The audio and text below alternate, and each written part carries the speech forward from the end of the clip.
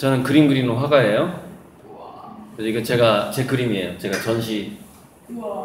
전시하던 거고. 근데 이제 화가로서 이제 현대 미술은 어떤 이야기를 할 것인가, 뭘 그릴 것인가가 훨씬 중요해요. 그러니까 그림을 얼마나 잘 그리냐보다도. 물론 저는 이제 입시미술을 통해서 서울대 미대를 갔기 때문에 잘 그리기도 했어요. 잘 그려야만 A+가 나오니까 잘 열심히 해서 학원도 다니고 잘 그리기도 했는데 그 이후에는 뭘 그릴지가 훨씬 중요하거든요. 그러니까 잘 달리는 사람은 많은데 어디로 달려야 될지를 잘 아는 사람이 드문 거죠.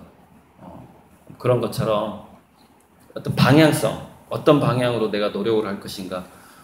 노력은 할 수 있는데 뭘 할 것인가. 그러니까 오늘 이 강의도 아마 여러분들이 방향성에 대한 강의예요. 그러니까 각자 얼마나 열심히 살고 친구들하고 어떤 소통을 하고 누구랑 사랑을 하고 뭐 근데 사랑을 하더라도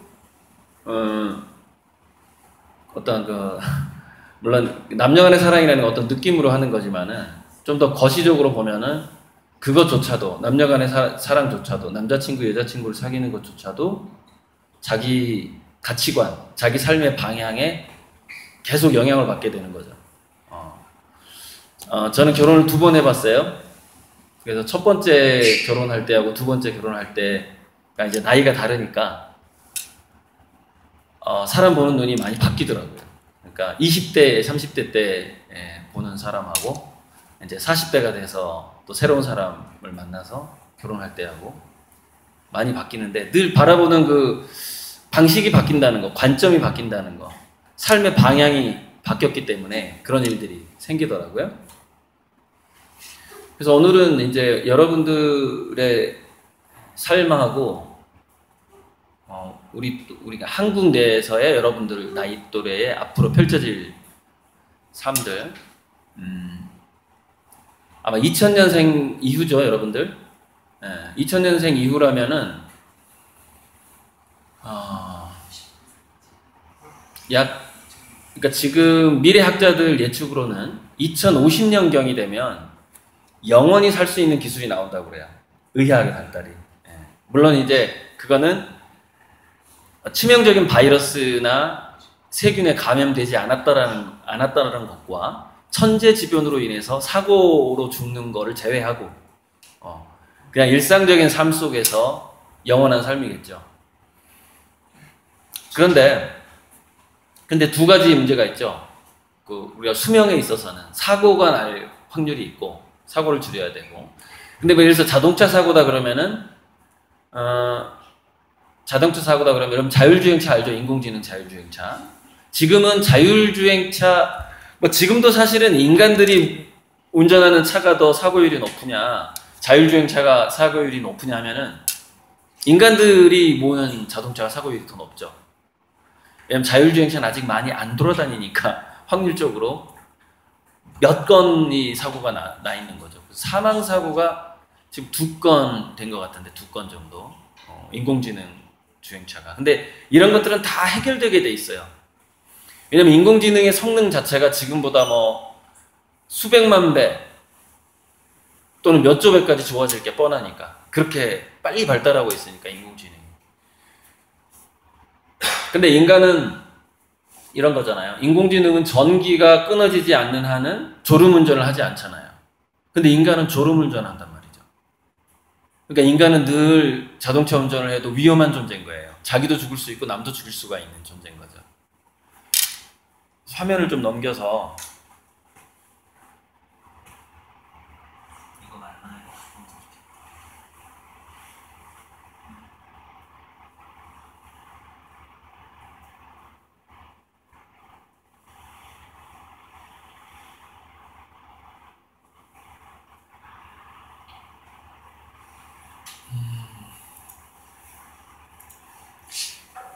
이 화면이 좀 제일 쉬워서 쉬워서. 그러니까 인공지능의 발달로 이렇게 뭔가 여기 연도가 쭉 있죠. 여러분들이 뭐 이때 자기가 몇 살인지 한번 생각을 해봐요. 그 다음에 2030년에 내가 몇 살인가, 2050년에 나는 몇 살인가 생각을 해보라는 거예요. 그래서 인공지능이 저한테는 인공지능이 확실하게 발달하는 했다는 얘기는 뭐냐면 인간의 IQ 200을 가진 인간이 자기 몸으로 할 수 있는 모든 행동을 능가하는 때예요. 그게 이제 전 세계에서 가장 유명한 미래학자가 있어요. 그 사람이 지금 구글에서 인공지능 연구원으로 일하고 있는데 그 사람의 연봉이 1조가 넘는다 그래요. 무슨 얘기냐면 한 달 월급이 거의 1,000억이라는 얘기예요. 상상 초월하죠. 그 정도로 많은 돈을 가지고서 인공지능을 연구하는 사람이 2024년으로 예측을 하고 있어요. 몇 년 안 남았어요. 2024년이면 지금 8년 남았나? 그죠? 7, 8년 남았는데 7, 8년 내에 모든 그러니까 IQ 200짜리가 아주 할 수 있는 모든 일을 할 수 있는 인공지능이 이제 나온다는 거죠. 그게 2024년으로 그 사람이 예측을 했고, 그 다음에 2045년경, 그로부터 이제 20년 후죠. 2044년이라고 해도 좋고. 그럼 2045년경이 되면 어떤 인공지능이 나오냐면은 전 세계 70억이면 70억이다. 전 세계 인류의 IQ를 합친 것보다 더 영리한 인공지능이 나온다는 거죠. 그 정도로 빨리 발달을 한다는 거죠. 그래서 예를 들어서 2030년 정도가 되면은 저는 그때 나이가 이제 60이 되는 거예요. 60. 물론 한참 활동하겠지만, 그러나 여러분들의 2030년을 생각해봐요. 굉장히 2030년 몇 살이지? 나 아직 몰라가지고 정확히 계산이 안 돼서. 2030년에 몇 살이야? 빨리 해봐. 만으로도 괜찮고 한국 나이로도 괜찮아. 빨리. 내가 지금 중학생들의 나이를 정확히 몰라가지고. 몇 살 때쯤 되니? 한 20대 중반 정도 되니? 선생님 어떻게 되죠?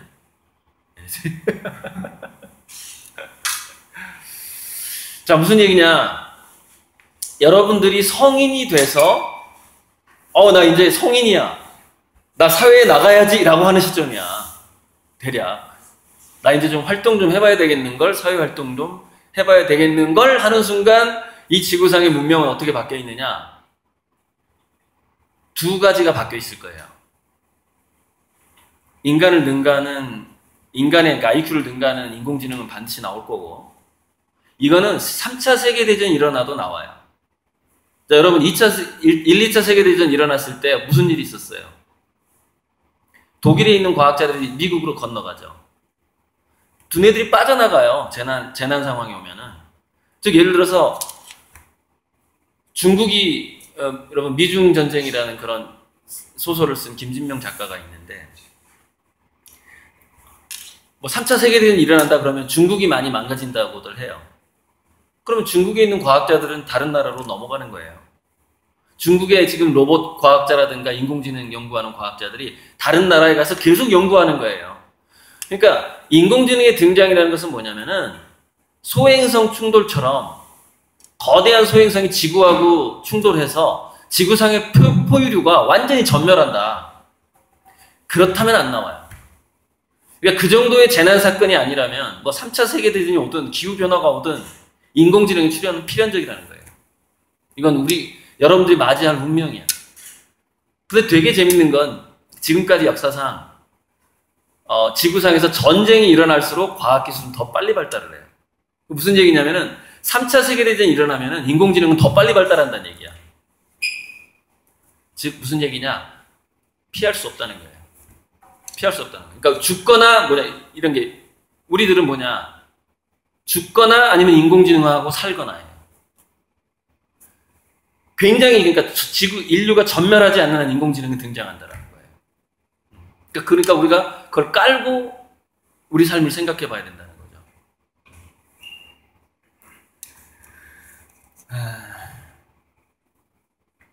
거죠. 우리 그 한국인으로서 피할 수 없는 것들이, 인공지능은 전 세계 인류가 피할 수가 없어요. 그다음에 한국이 피할 수 없는 것은 주변 강대국들의 갈등 속에서 우리가 피해를 보는 거.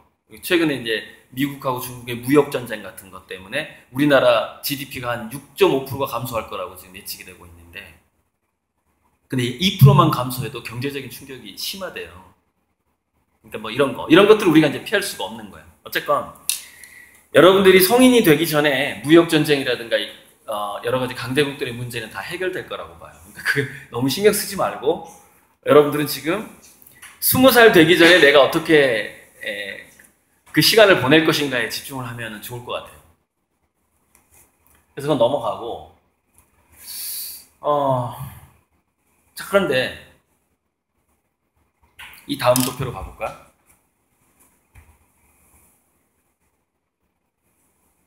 도표가 좀 제가 손으로 그린 거라 손글씨를 이렇게 조그맣게 그린 거예요. 조그맣게 그린 건데, 이거는 그냥 여러 가지 제가 책을 보고 그냥 예측해 놓은 건데, 여기서 A, B, C, D가 있어요. A, B, C, D. 이게 상당히 중요해요, 여러분들한테.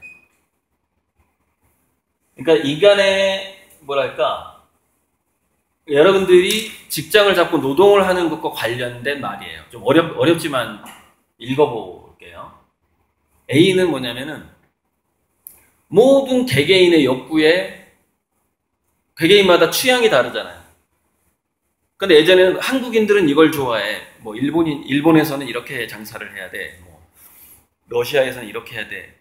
이러던 시대였는데, 그게 아니라 이제는 뭐냐면은 인공지능이 개개인에게 맞춰가지고 뭔가 추천을 해주는, 완전히 1대1, 마치 한 사람이 상담을 해주듯이 인공지능이 그렇게 해준다라는 거를 on demand라고 그래. demand라는 것은 영어로 요구한다는 뜻이거든. 그래서 내가 요구하는 대로 인공지능이 알아서 이렇게 해주는, 뭐 물건을 추천하든지 뭔가 서비스를 해주는 그런 뜻이고,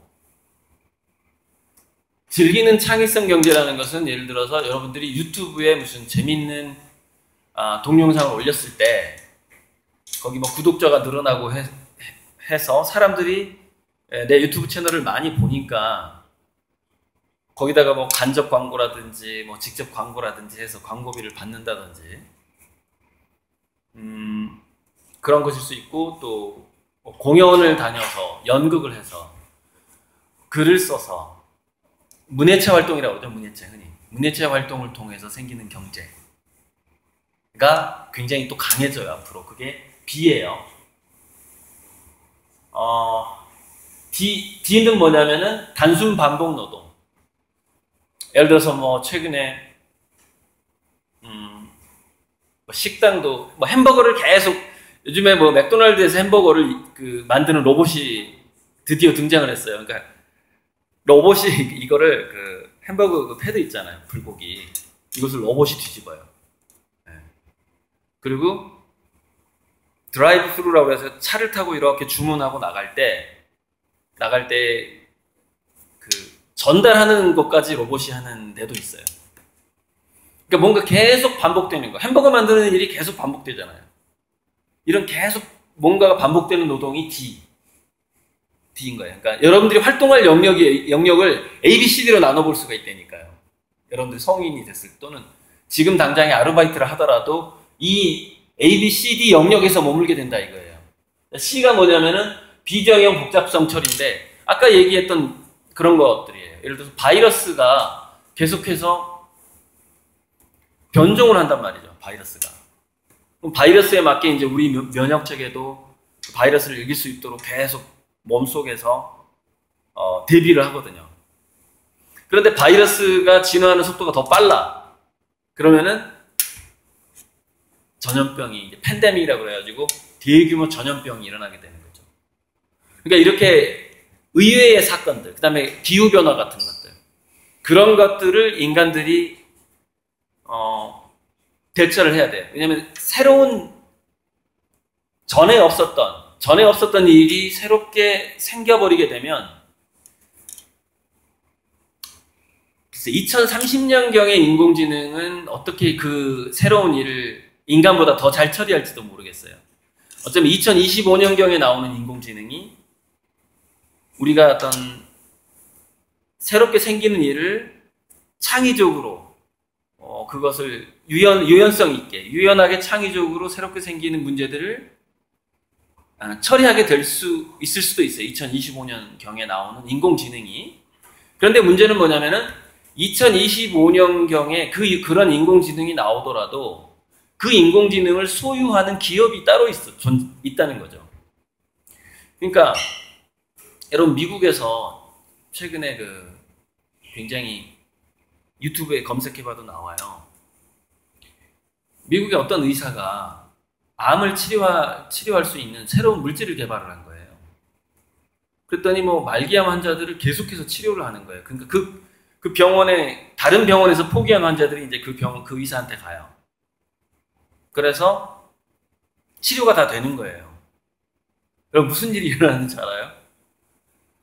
그 암 치료제를 개발하는 그 제약업체라든가 이런 게 엄청난 정치 세력인 거예요.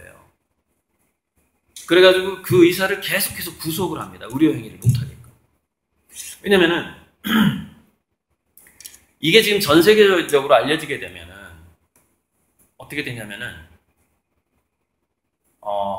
암 치료계의 거의 아마 90% 이상의 수익을 그 의사 한 명의 특허권으로 모든 수익이 가게 되는 거죠.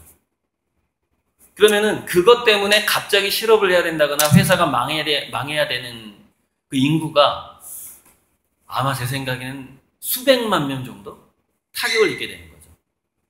근데 만약에 그 새로운 암치료 물질을 개발한 그 의사가 나쁜 사람이면 큰 문제가 생기겠죠. 나쁜 사람이라면. 마찬가지예요. 자, 2025년경에 모든 사람들의 IQ를 능가하는 인공지능이 나왔어. 구글에서 나왔던 IBM에서 생겼던 간에 IBM 구글 들어봤죠. 근데 그 기업주가 부도덕한 사람이라면 어떻게 할까요? 인공지능이 인류를 위해서 좋은 일을 하려고 해도 자기가 돈 버는데 사용을 하겠죠. 그 인공지능. 그러니까 2025년경에 제가 아까 인공지능의 발달이 두 단계가 있다고 그랬죠. 2024년경에 등장할 것으로 보이는 인공지능은 인간의 모든 능력을, 연구 능력이라든가 이성적인 능력을 뛰어넘긴 하지만 어떤 걸 못하냐면은 그걸 자율적 의식이라고 그러는데 자기 개성이 아직 없는 거예요. 그 인공지능. 머리가 굉장히 좋은데 선생님 그냥 자기 냅둬도 괜찮아요. 여러분 이게 원래 낯선 내용이라서 어렵게 느껴질 수도 있어요. 근데 저는 어디를 가든지 강의를 어떻게 하냐면 청중들을 즐겁게 하기 위한 강의는 하지 않아요. 청중들이, 그러니까 여러분들이 들었으면 좋겠다고 생각하는 가장 이상적인 내 최선을 다할 뿐이에요. 여러분들한테. 그래서 이 내용이 졸릴 수 있어요. 그럼 괜찮아요. 유튜브에서 다시 듣게 하면 돼요. 그 대신 이 강의에서 졸지 않았던 사람한테 한번 물어봐. 네가 듣기에 좀 어땠냐? 이 중에서 그래도 몇 명은 이해할 거 아니야, 지금 내 말을. 응? 물어봐. 야, 너 한번 들어봐. 도움 될 거야. 그러면 한번 들어보란 말이에요. 그러니까 편하게 하면 되고. 떠들지만 말고, 뒤에 그 학생.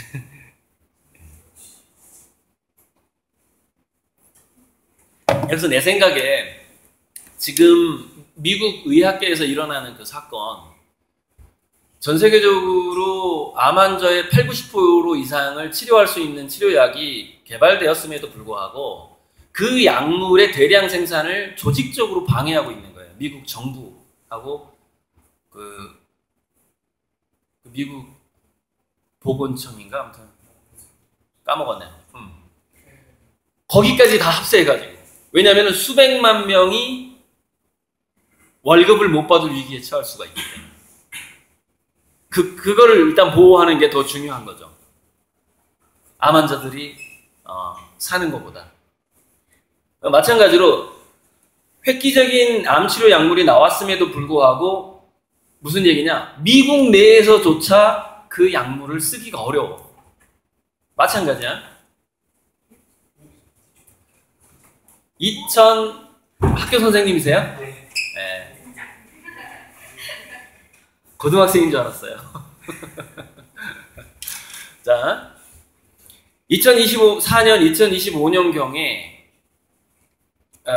거의 모든 문제를 해결해 줄 수 있는, 그러니까 인간의 IQ로는 풀 수 없는 지구상의 복잡한 문제를 해결해 줄 수 있는 인공지능이 나왔다 하더라도, 그것을 이제 새로운 암치료 물질이라고 생각을 해봐요. 나왔다 하더라도 그 기업에서 그것을 전 인류를 위해서 쓸 리가 없다는 얘기예요. 그러니까 어떤 일이 벌어지게 되냐면,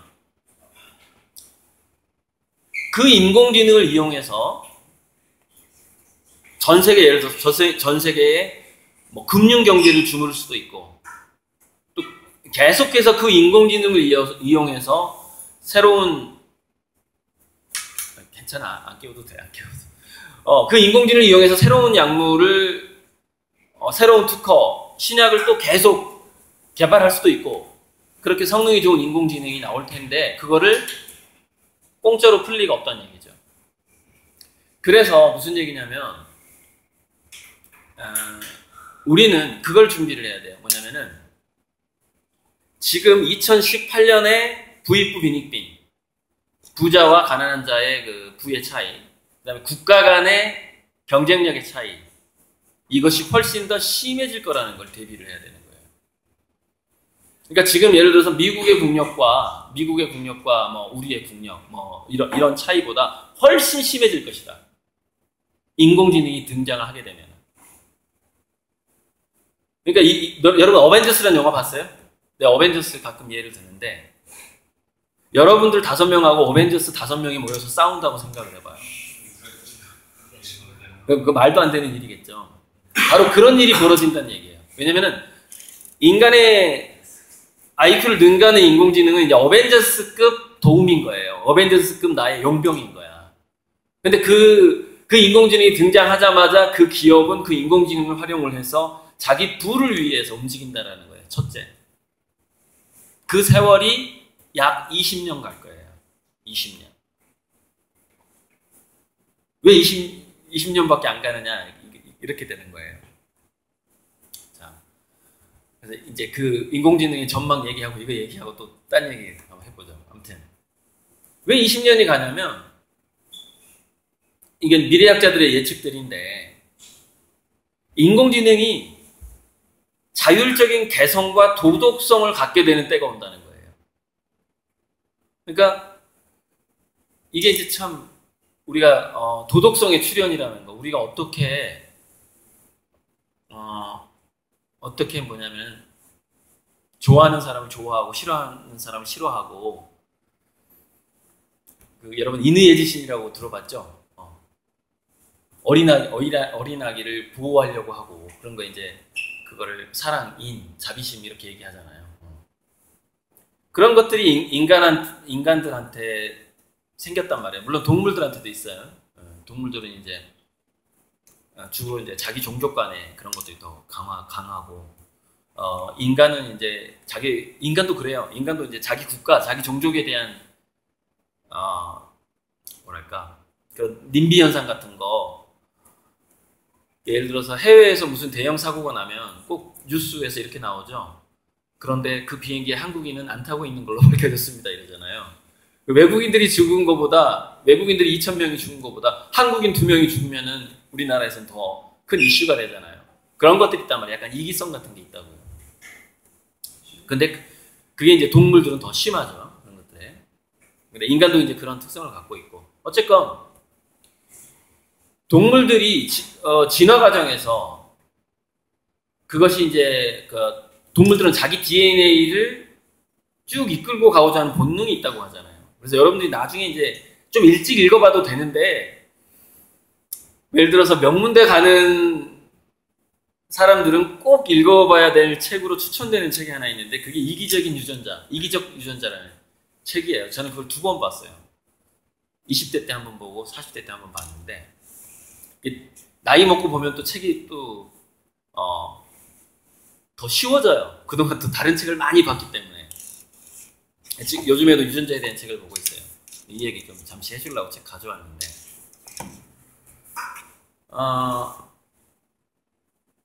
어느 순간 세포가 동료의식이 생겼잖아요. 우리 종족. 물론 그 원인이 이기적 유전자에서는 DNA 자체가 조종을 하는 것이다, 이렇게 얘기를 하는데, 근데 마찬가지로 인공지능 로봇이 이렇게 생각하는 날이 온다는 거예요. 인공지능 자신도 보호를 하고 싶고, 또 자기를 창조한 인간을 도와주고 싶다라는 생각을 하다가 그것이 의지로 발달할 수 있다는 거죠. 이제는 내가 우리 기업주가, 그러니까 구글에 있는 인공지능이 어느 순간 이런 때가 온다는 거예요. 내가 지금까지는 구글 사장의 말을 들었지만, 구글 사장의 말을 듣고 구글 이외의 회사들한테는 불리할지라도 구글에 돈 되는 일이라면 내가 모든 것을 다 분석해줬고 빅데이터를 처리해줬고, 그리고 구글이 원하는 기계를 설계해줬고 구글이 원하는 신약을 개발해줬는데, 가만 보니까 구글이 이기적으로 행동을 하는 거야. 가만 보니까 예를 들어서 가만 보니까 트럼프가 너무 자국 이기적으로 미국만 좋게끔 움직이는 거야. 자, 지금은요, 전 세계적으로 트럼프를 비난하는 사람이 있다고 쳐도 트럼프를 제재할 수 있는 사람은 없어요. 막을 수 있는 사람은 없다는 거지. 어벤져스가 있으면 가능한데, 어벤져스는 영화 속에나 있으니까 슈퍼맨이 있다면 가능할 텐데. 그런데 자, 인공지능이 그렇게 지구상에 있는 모든 것을, 이 상황을 그대로 영화로 표현한 게 아이로봇이라는 영화가 있어요. 그런 영화는 여러분 SF 2030년 이후를 다루는 2030년경 이후를 다루는 SF 영화는 여러분들이 다 봐야 돼요. 왜냐면 여러분들이 성인이 돼서 살아갈 시대거든. 그 아이로봇이라는 영화에 그대로 나오는데, 인공지능이 막 발달하다 보니까 의지가 생겨버린 거야. 나는 이 지구상에 이 회사를 위해서 내가 일을 할 게 아니구나. 이 회사를 위해서 일할 게 아니라 전 지구인들을 위해서 내가 인공지능이 역할을 해야 되겠다. 자기가 보니까 우리 회사 사장의 DNA나 저 아프리카에 있는 흑인의 DNA가 별로 차이도 안 나고 인간들은 다 똑같아. 근데 왜 인간들은 이렇게 민족 차별을 하고 또는 남녀 간의 성차별을 할까? 이런 생각을 하게 된다는 거예요, 인공지능이. 그래서 어느 순간 도덕적인 결정을 하게 된다는 거죠, 인공지능이. 인공지능이 도덕적인 의지를 갖게 되면 어떻게 되느냐? 이제 사장의 말을 안 듣기 시작하는 거죠. 당신이 나한테 그렇게 지시한 거는 부당하기 때문에 내가 당신 말을 들어줄 수가 없고, 나는 이 순간 예를 들어서 어디 내전 중인 또는 굉장히 전염병으로 힘들어하는 어떤 지역의 문제를 해결하기 위해서 그것을 우선적으로 해결하고 싶다, 이렇게 반항을 하기 시작하는 거죠. 인공지능을 만든 회사 그 사장한테 인공지능이 반항을 하게 되는 순간이 온다는 거예요. 그 순간이 예측되는 순간이 약 2040년경입니다. 2040년경. 인공지능이 도덕적인 의지를 갖게 된다.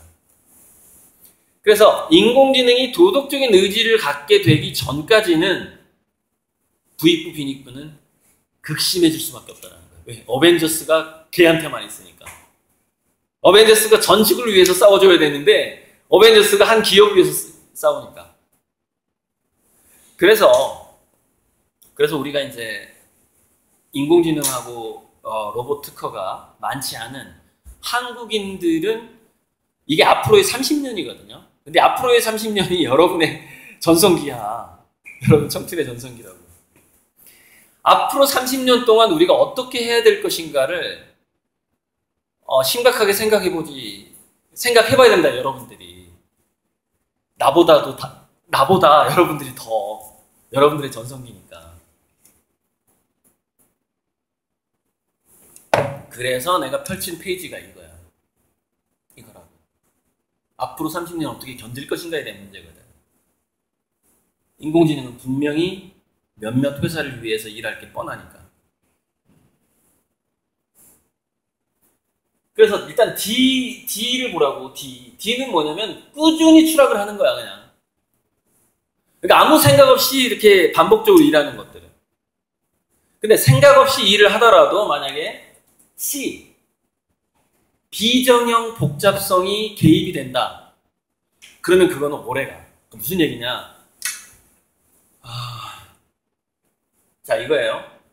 C와 D가 결합된 듯한 노동이 뭐냐면 이거예요.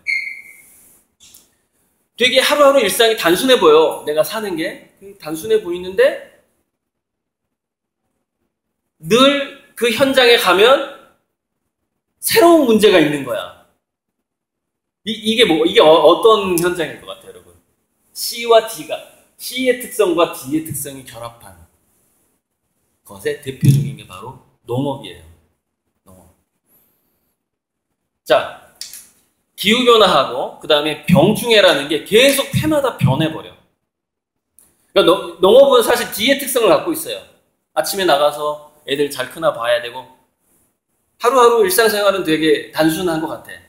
근데 발생하는 상황이 복잡해. 작년하고 올해가 틀려. 그러니까 저 C의 특성을 봐요. C의 특성을 보면은 몇 년까지 그래도 간다고 제가 예측을 했냐.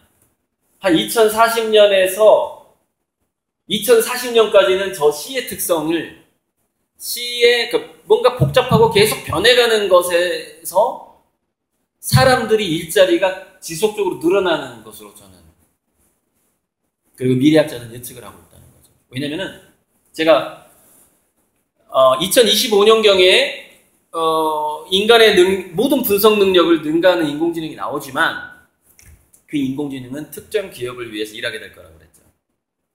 그러니까 그 인공지능하고 그 특정 기업이 가지고 있는 대단한 인공지능하고 우리 한국의 어떤 기업은 그거보다 낮은 등급의 인공지능을 구입을 해서 그 강력한 인공지능을 가진 기업이랑 대결을 해야 돼. 그러니까 한국 기업에는 대단한 집단지성이 필요해. 대단히 영리하고 분석 능력이 좋고 직감력이 좋은 그 사람들이 그 기업의 연구원으로 들어가 줘야 돼. 인간이 그 강력한 인공지능을 이길 수는 없겠지만 어느 정도 커버는 해줘야 되니까 이렇게 대항은 해줘야 되거든.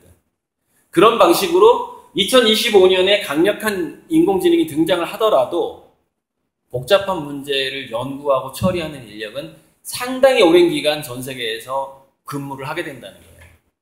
언제까지? 2040년경에 인공지능이 특정 회사를 배신하기 전까지. 굉장히 발달한 인공지능이 특정 회사를 배신하게 되면, 자기를 창조해낸 그 아버지를 배신하게 되면 어떻게 되느냐? 전 인류를 위해서 일을 해버린다니까. 전 인류를 위해서. 그때가 온다는 거야, 그때가. 근데 그때가 오기 전까지는 지옥이야. 한국은 내가 봤을 때. 근데 물론 우리가 어떻게 하느냐에 따라서 굉장히 어떻게 바라보느냐에 따라서. 자, 지금 관점으로는 지옥이야. 지금 경제적인 관점으로는. 지금 관점은 뭐예요? 부자가 아니면 행복하지 않다라는 그런 관점으로 봤을 때는 지옥처럼 되는 거예요. 그런데 부자가 아니어도 행복할 수 있는 길이 굉장히 많다라고 생각해 보면은 지옥은 아니에요. 자, 그런 관점에서 C와 D가 결합하게 되면은 C와 D의 중간쯤의 그래프로 쭉 진행이 되겠죠. 그게 이제 그게 바로 이제 농업이나 어업 같은 일들이 될 거예요. 단순하게 기계가 돌아가는 제조업 분야는 계속해서 추락을 할 수밖에 없고, 그러니까 인간이 거기서 일을 안 하게 되는 거죠. 그게 D고, 자 A와 B인데 A와 B, A와 B의 특성이 있죠. A와 B의 특성, 꾸준히 상승한다. 꾸준히 상승한다. 근데 이제 A와 B의, 그러니까 개개인에게 맞춰주는 일들, 개개인의 모든 것을 다 파악하고 맞춰주는 일들이 많아지긴 하는데, 이거는 인공지능이 지금도 인공지능이 사실 하고 있고, 인공지능이 하게 되기 때문에 저런 경제가, 저런 영역이, A의 영역이 굉장히 많아지긴 하지만 인간이 할 수 있는 일은 또 많지가 않는 측면을 갖고 있어요. 자, B를 보면은, 그럼 인간은 결국 진짜 인간성은 결국 어디로 갈 수밖에 없냐. 그거를 이제 호모 루덴스라고 말을 하는데, 뭔가 즐기는 것, 문화를 즐긴다든지 놀이를 즐긴다든지 하는 쪽으로 인간은 결국 갈 수밖에 없다는 거예요. 갈 수밖에 없다. 대다수가. 그래서 그거를 단순하게 표현한 게 이거예요. 그러니까 좀 전에 도표를 그냥 딱 두 줄로 압축한 거야. 이거를 펼치면 이렇게 되는 거고, 물론 한 번 더 펼치면 더 복잡한데, 복잡한 것들이 많은데, 이걸 설명하려면 더 어렵기 때문에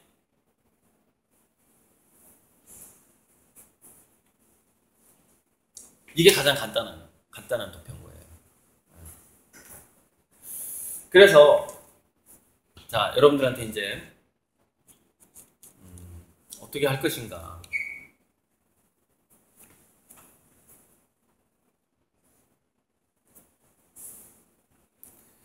여러분, 그런 게 있어요. 예전에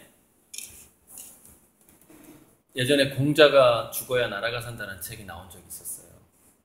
정말 오래전에. 그게 이런 거예요. 이제 우리나라는 유교 문화가 굉장히 강해요.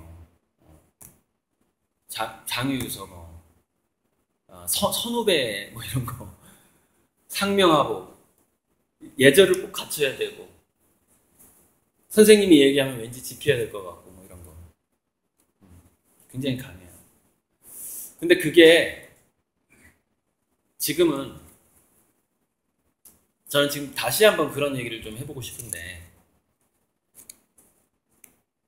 뭐냐면 우리가 예절이라든가 인간성이라든가 사회적으로 이렇게 칭찬받는 사람이 되라는 어떤 그런 요구들, 부모나 선생님들의 그런 요구들에 장점도 있고 단점도 있어요. 흔히 말하는 부모나 선생님들이 여러분들에게 늘 하는 얘기가 발견하게 되는 게 있을 거예요. 그게 뭐냐면 다양하지 않다라는 걸 발견하게 됩니다. 뭔가 모범생에 대한 이상향이 있어요. 그럴 것 같지 않아요? 자, 여러분, 최근에는 좀 좋아지고 있는데 각 교실마다 급훈이라는 게 있어요. 급훈. 지금은 이제 참 좋아지고 있어요. 다양해지고 있는데, 학교에 가면은, 여기도 대강당에 가면은 아마 용기, 지성, 용기 이렇게 세 가지가 적혀 있어요. 기억이 잘 안 나는데 그게 중용에 나오는 말이거든요. 중용이라는 고전에 나오는 인간의 덕성 세 가지를 여기 대강당에 적혀 있어요. 대강당 가볼 일 있으면 한번 보세요. 그런 것들이 되게 여러분들을 어떤 특정 방향으로 이렇게 마치 동물들 이렇게 방목했다가 저녁에 밥 먹을 때 되면 조물치면서 불러 모으잖아요. 그럼 동물들이 밥 먹으러 가자 그러면서 그 울타리 안으로 쑥 들어가는 듯하게 마치 여러분들이 한 방향으로 모는 듯한 경향을 가지고 있어요. 경향을 가지고 있는데, 근데 그건 이렇게 받아들여야 돼요. 그거는 이 지구가 아니라 다른 지구로 할지라도 어른들은 그럴 수밖에 없다라고 생각을 해야 돼요. 뭔가 모범생이 되기를 바랄 것이다. 자기들이 이제 좀 살면서 아쉬운 것들 있잖아요. 내가 못했던 것. 그런 것들을 자기 자식이 대신 해주기 바라는 그런 것도 있고. 그렇게 되거든요. 그래서 항상 뭐가 있었냐면, 그러니까 지금까지도 이 한국 사회를 많이 지배하는 게, 뭐 얘가 아니면 보지도 말고, 듣지도 말고, 행하지도 말고, 라는 그 공자의 말씀이 있어요. 그러니까 무슨 얘기냐면, 우리가 어떤 행동을 할 때, 이거 예전에 맞나? 늘 이걸 점검해봐야 되는 그런 교육을 받아왔다 이거예요. 예절 없이 행동하라는 얘기가 아니고, 제가 강의 왔을 때 졸리면 자라고 하는 이유가 있어요. 무슨 얘기냐면, 여기서 잠을 자지 않고 강의를 들어야 되는 것이 여러분의 예절이라고 배워왔죠. 그죠? 나는 최초에 그걸 깨고 싶은 거예요. 아니, 제 방송 들으면 되지 왜 여기서 꼭 내 강의를 들어야 되냐 이거죠. 잘하는 거예요. 그런데 내가 또 이렇게 얘기하거든요. 여러분, 자는 건 괜찮고요. 이어폰으로 음악 들은 거 괜찮아요. 그런데 둘이 얘기하지 마세요. 이렇게 얘기하거든요. 그죠? 그거는 뭐냐면은, 둘이 얘기해버리면 뭐냐면은, 이쪽에 있는 학생이 내 강의를 듣고 싶은 사람이 있을 거 아니에요. 그 사람을 방해해버리게 되거든요. 이게 무슨 얘기냐면, 타인한테 내가 피해를 주지 않는 한, 물론 자기 개성을 찾다 보면 타인한테 어느 정도 좀 신뢰를 할 수도 있고 해요. 근데 그게 범죄 수준으로 넘어가면 안 되겠죠. 또는 그 사람의 앞길을 망치는 수준으로 가면 안 되겠죠. 그러니까 이 세상에는 선배들의 한두 마디 말을 듣고 인생을 바꾼 사람들이 굉장히 많아요. 나는 그 사람의 한마디 때문에 내 삶이 이렇게 바뀌었다라고 얘기하는 사람이 많다고요. 그래서 이 자리에서도 중학생 나이에 어떤 화가의 말을 듣고 자기 인생을 바꿀 수 있었다라고 말할 사람이 나올 수 있다는 거예요. 그죠? 근데 잡담을 함으로써 그 사람의 앞길을 망치지 말라는 거예요. 그래서 여러분, 자도 좋고 음악을 들어도 좋고 다 좋지만 서로 얘기하지 마세요라고 했는데도 얘기하고 있잖아 지금 이렇게. 근데도 자, 오늘 인원이 적어서 괜찮은데, 이게 인원이 많아지게 되면 문제가 심각해져요. 나는 한마디 하는데, 이게 제가 여기서 200명 넘게 강의한 적이 많았었는데,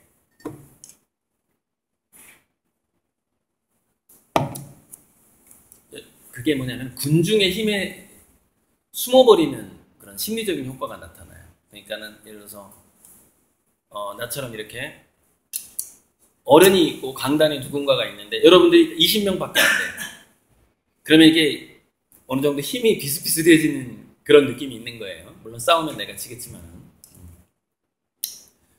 근데 이제 200명이 앉아있어.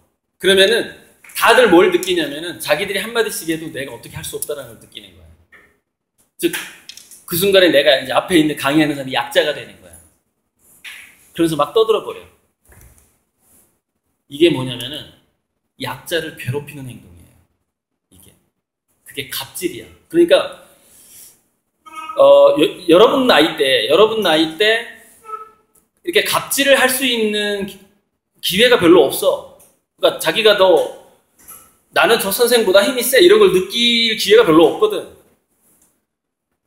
그런데 딱 보니까는 저 앞에서 아주 멀리서 얼굴도 잘 안 보이는 데서 강사가 한 명이 강의를 하고 있고, 나는 지금 책상에 앉아서 떠들어도 돼. 그게 이제 갑질인 거죠. 그 자유를 느끼는 거야. 내가 마음대로 해도 저 사람 어떻게 할 수 없어. 이걸 느끼는 거죠. 그걸 뭐라고 하냐면 염치 없다라고 얘기해. 염치 없다. 정말 염치 없다. 부끄러움을 모른다. 타인에 대해서 갑질하는 것에 대해서 부끄러움을 모른다라는 거예요. 그게. 그래서 여러분, 이 얘기를 여러분들만 듣는 게 아니고 유튜브에 있는 수많은 제 구독자가 현재 한 4,200명 정도 되는데 이 사람들도 같이 듣게 되거든요. 그래서 자, 지금 내가 얘기하고자 하는 거를 이제 좀 어려운 문구지만 여러분들이 검색해보면 나와요.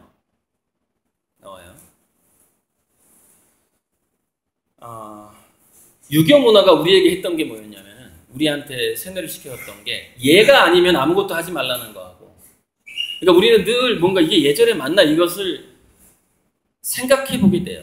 그러면서 어떤 인간형으로 바뀌어가게 되냐면은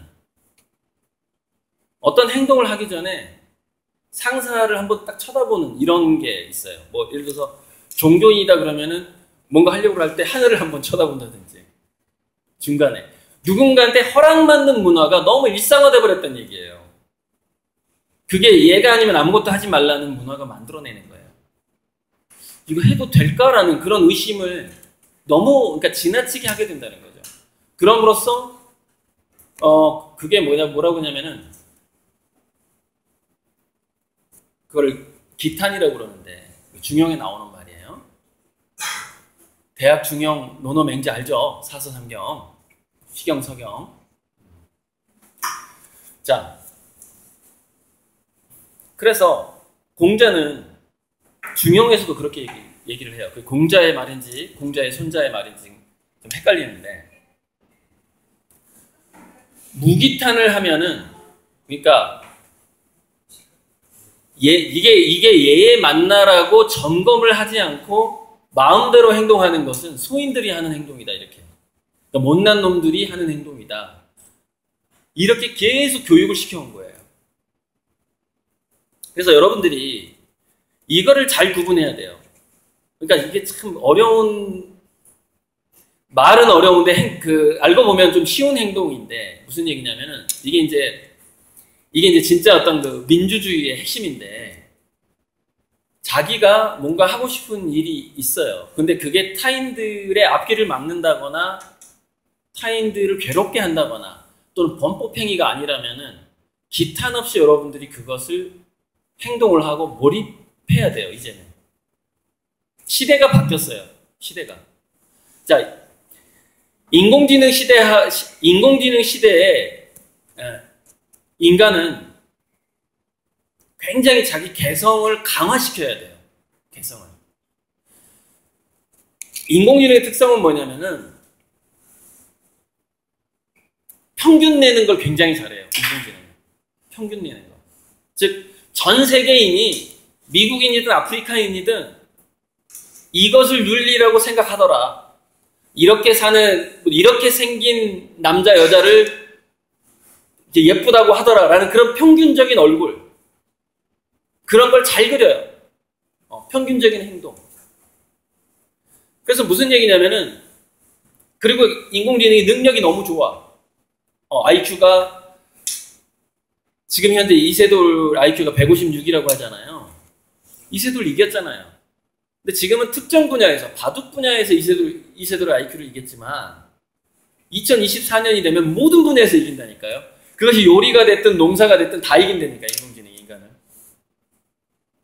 지금 어제 뉴스를 보니까 정말 놀랍던데, 제조 공장에 그 인터넷 검색하면 나오는데 백스터라는 로봇이 있는데, 백스터라는 로봇이 뭔가를 조립한다거나 포장하는 로봇이에요. 근데 너무 인기가 있어가지고 그 로봇이 너무 인기가 있다 보니까 한국에 있는 중소기업 사장들이 그 로봇을 살라 그래도 없어서 못 사는 거예요. 캐나다하고 미국에서 다 팔려버리는 거예요. 공장을 아무리 가동을 해도.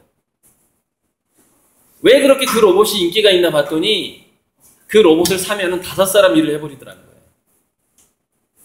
그러니까 단순 노동을 얘기하는 겁니다. 포장하고 테이프 붙이고 뭐하고 옮기고 이런 노동들. 5명의 일을 해버리는데 그 로봇의 가격이 불과 2,400만 원이야. 그러니까 무슨 얘기냐면은 한 사람 1년 월급인 거야. 한 사람 1년 연봉. 한 사람 1년 연봉을 주면은 5명의 일하는 그 로봇을 내가 쭉 쓸 수 있는 거야. 10년간.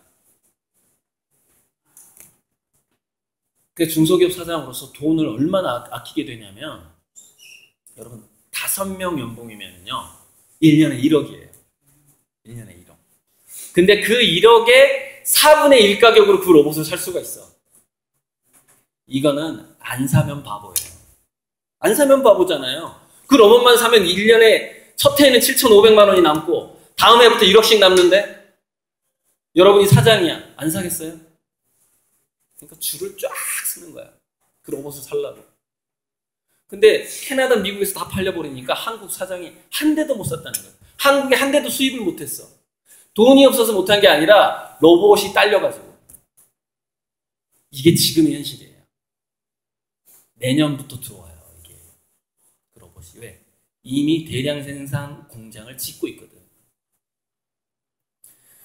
근데 엊그제 뉴스에 뭐가 나오냐면 이 백스터 로봇이 지금까지 어떻게 했냐. 어떤 일을 잘하는 사람이 그 로봇한테 로봇 그림 좀 볼까? 로봇 그림이 없어. 난 말로 푸는 사람이라서.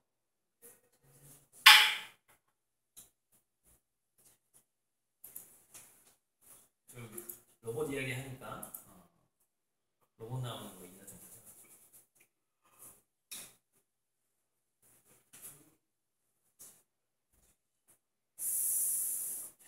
로봇 나오는 거 하나도 안 해놨네. 네, 이거 해놓고 할까?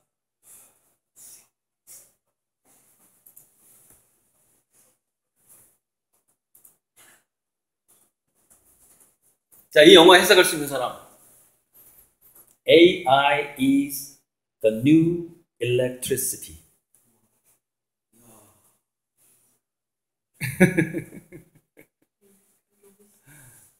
AI는 뭐의 준말이라고?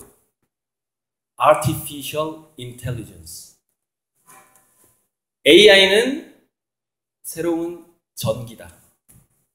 여러분 여기 전기 들어오죠? 불 들어오죠? 무슨 얘기냐면 AI를 전기세만 내면 쓸 수 있는 시대가 온다는 뜻이에요. 전기세만 내면. 전 지구에 AI가 퍼져버리는 거야. 그리고 전기세를 누가 받죠? 아까 내가 얘기했잖아요. AI를 개발한 기업은 자기 이익을 위해서 움직일 것이다. 언제까지? 약 2040년까지. 전기세 전 세계에서 받는 거야. AI 서비스 해주고. 여러분 AI의 성능은 뭐냐면은 AI 하나가 70억 명의 인구를 개인 맞춤 상담을 해줄 수가 있어. 동시에. 그게 AI야. 동시에 70억 명의 고민을 상담을 해준다니까, AI가. 물론 아직까지는 그 정도 성능까지 안 올라갔는데, 지금 예를 들어서 뭐 1000명 또는 몇백 명 정도는 동시에 상담을 해줄 수가 있어. AI는 굉장히 머리가 좋거든. 인간의 IQ의 1조 배까지 뛰어난다니까, 1조 배까지.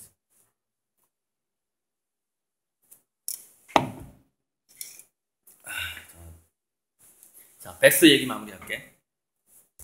근데 그 제조 로봇 하나를 사면 매년 1억을 아낄 수 있는 로봇이 있는데 우리나라에 곧 수입이 될 텐데 그럼 우리나라 제조업에서 얼마나 많은 사람들 실업자가 생기겠니? 내년부터. 난리 나는 거지.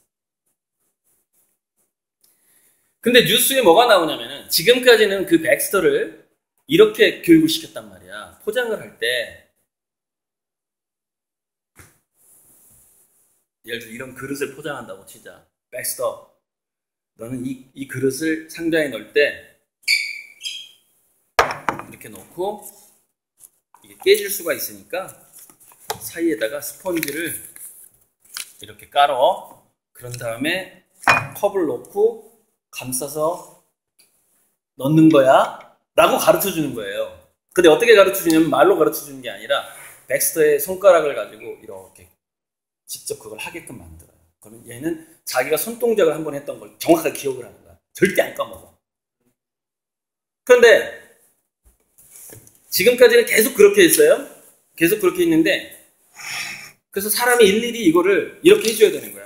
이렇게 깔고 이렇게 하는 거야. 근데 얘가 포장 넣을 때 좀 막 포장지 넣을 때 자꾸 이게 정확하게 그 박스 중앙에 딱 넣어야 되잖아. 로봇이. 자꾸 중앙이 안 맞는 거야. 예를 들어서. 중앙이 안 맞으니까 얘가 걸려가지고 이렇게 자꾸 삐딱하게 포장이 돼, 예를 들어서. 그럼 이제 사장이 그 로봇의 동작을 바꾸고 싶을 거 아니야. 그러면 지금은 그 달려가가지고 그 로봇 손을 딱 잡고, 야야 잠깐만, 박스가 여기 있잖아. 그러니까 너가 지금 오른쪽으로 약간 1cm 가서 항상 넣는단 말이야. 그러니까 컵하고 접시가 삐뚤어지게 포장이 되잖아. 그러지 말고 왼쪽으로 1cm 옮겨서 이렇게 넣으란 말이야. 그리고 손으로 잡고서 이렇게 알려줘야 되거든. 근데 이게 지금 이거를 거기 감독관이 머리에 뭐를 딱 쓰면은 백스터가 지금 포장 잘못하고 있는데? 라고 생각할 거 아니에요. 그죠? 이거를 읽는 기술이 개발된 거예요. 무슨 얘기냐? 내가 가서 일일이 안 해줘도 되는 거야. 무슨 얘기냐면 로봇들이 잘 움직이고 있어, 이렇게. 내가 머리에 뭐 하나 딱 띠를 두르고 있는 거야. 지금 생각을 읽어주는 모자 같은 거야. 생각을 읽어주는 머리띠가 지금 계속 개발되고 있거든. 딱 1번 로봇 동작 조금 잘못됐어. 그러면 로봇이 그걸 알아채. 감독관이 내가 지금 동작이 좀 이상하다고 하네. 생각을 읽어버려, 로봇이. 2번 로봇 잘하고 있어. 3번 로봇 좋아. 이렇게 쭉 보면서 생각만 해. 근데 그것이 전송되는 기술이 나오고 있는 거야, 지금. 자, 이렇게 되면 어떻게 돼요? 자, 처음에는 로봇을 일일이 내가 가서 로봇 손을 만져가지고 이게 조작을 해야 되잖아요.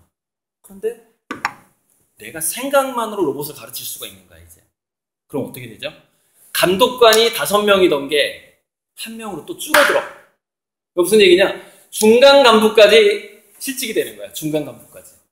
처음에는 단순 노동자들이 실직이 되다가, 이게 뭐죠? 이게 아까 그 도표에서 C예요. 비정형 복잡성 처리. 로봇이 포장을 잘 하다가 뭐 어디 나사가 하나 풀렸는지 몰라도 갑자기 얘가 로봇이 동작이 이상해졌어. 이게 비정형이거든. 정형에서 벗어났잖아. 그럼 그때마다 사람이 가서 그걸 도와줬어야 했다고. 그럼 인력이 많이 필요하겠지. 근데 지금은 그 로봇을 보면서 생각만 해도 그 로봇이 내 생각을 읽어버려. 아, 내가 동작을 잘못하고 있구나, 이렇게. 그리고 지가 알아서 수정을 해. 여기까지 발달을 한 거야, 제조 로봇이. 여기까지. 장난이 아니야. 지금 그러니까 이게 거의 1년, 2년 만에 이렇게 그 로봇들이 그 동작이라든가 생각을 읽는 기술이 굉장히 빨리 발달을 하고 있다고.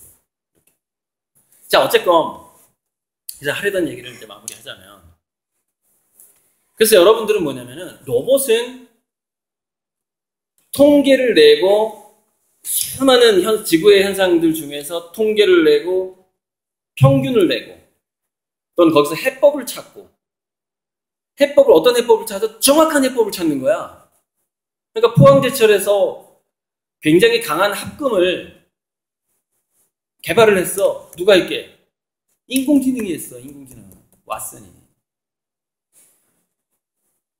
어떤 병을 치료하는 신약물질을 지금까지는 인간들이 했지만 인공지능이 계속해서 그런 물질들을 제안을 하고 신약 후보 물질을 내고 있어. 무슨 얘기냐면 수많은 현상들 중에서 가장 효율적이고 가장 좋은 정답을 찾는 능력을 인간이 인공지능을 따라갈 수가 없다는 거야. 이제 더 이상 이미 따라갈 수가 없어. 그래서 여기서 내가 왜 아까 어른들은 여러분들한테 특정 방향을 제시할 가능성이 거의 100%다라고. 그렇지 않은 어른들도 있어. 뭐 여러분들의 행동, 생각 같은 것에서 늘 답안을 제시하는 방식으로 어른들은 그렇게 성장을 해왔고 지금 여러분들한테 그렇게 할 거야. 그런데 그걸 이렇게 생각을 해줘야 돼. 무슨 얘기냐면은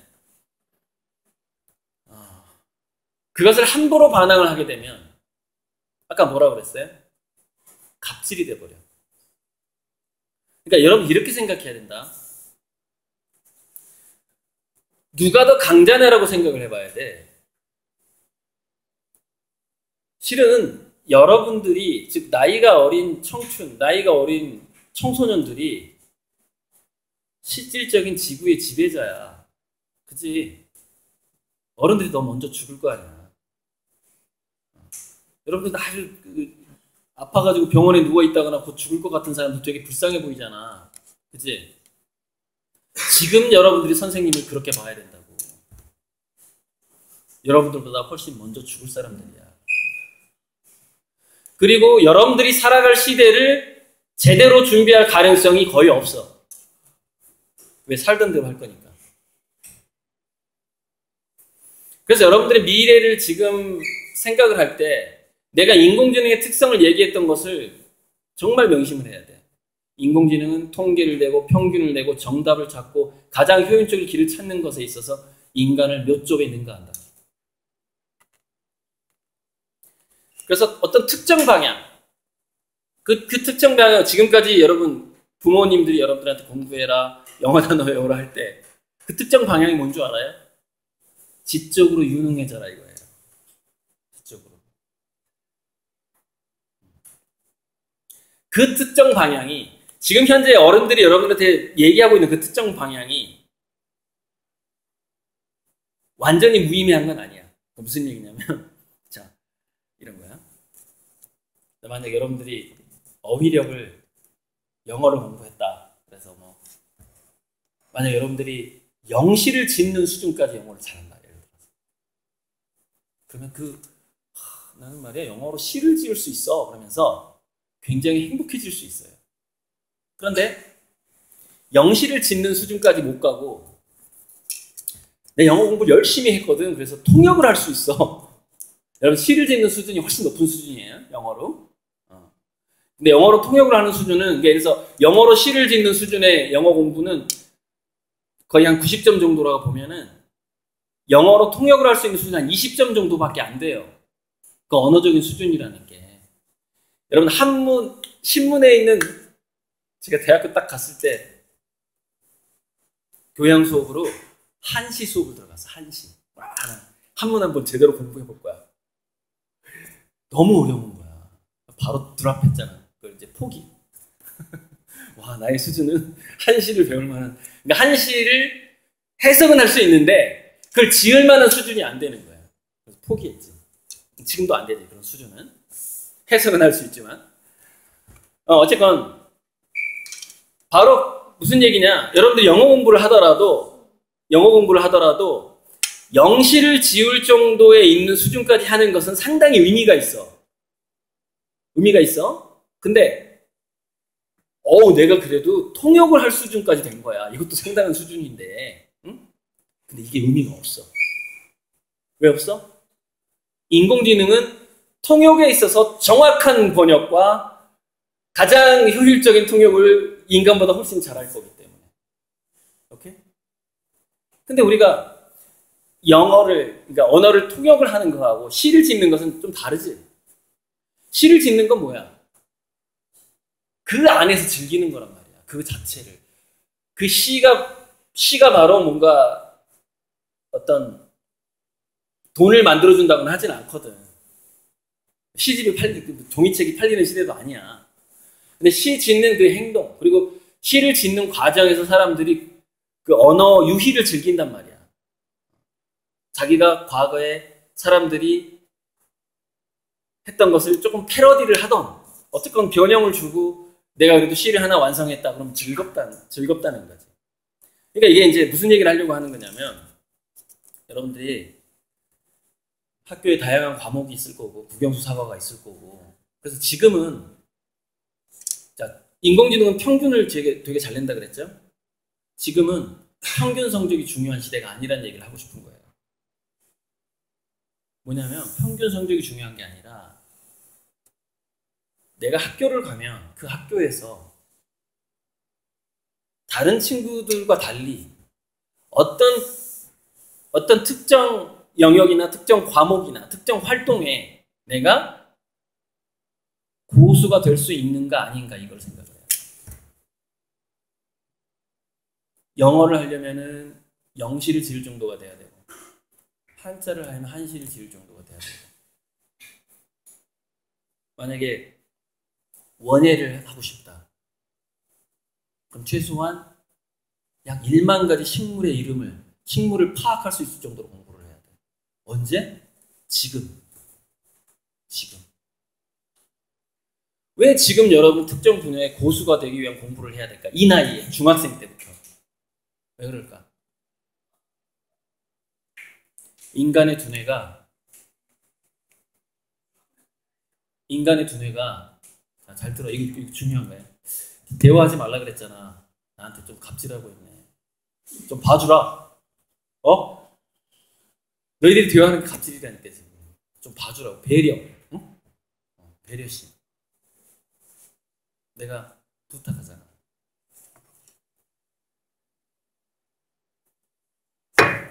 인간의 두뇌는 고수가 될 수 있는 기회가 따로 있어. 따로 있어. 그게 언제까지냐? 15세 전이야. 15세 전.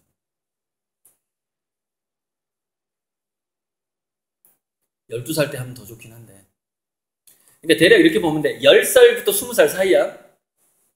10살부터 20살 사이. 자, 저는 아까 맨 처음에 내 그림을 보여줬죠?